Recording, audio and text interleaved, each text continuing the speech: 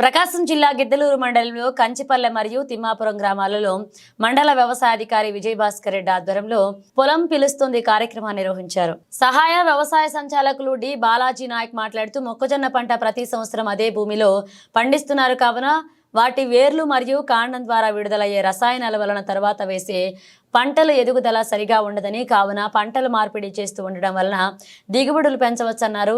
ఇక ఈ పంట నమోదు చేసుకోవడం వలన అతివృష్టి మరియు అనావృష్టి వచ్చినప్పుడు నష్టపోయిన పంటకు ప్రభుత్వం ద్వారా అందించే నష్టపరిహారం, పంటల బీమా, మద్దతు ధర మరియు 0 వడ్డీ తదితర ప్రభుత్వ సహాయాలు అందాలంటే తప్పనిసరిగా ఈ పంట నమోదు చేసుకోవాలి ఉండాలన్నారు. ఉద్యాన శాఖ అధికారిని విష్ణుప్రియ మాట్లాడుతూ ప్రస్తుతం మిరపలో నల్ల నల్లి మరియు తామర పురుగు ఉధృతి ఎక్కువగా గమనించడమైందని కావున ఈ రైతులందరూ కూడా ప్రొవగైట్ 57% ఈసీ 400-500 మిల్లీమీటర్లు, స్పేరో మెసిపెన్ 240 SC 200 మిల్లీలీటర్ల ఎకరాకు పిచికారీ చేయవాలని సూచించారు.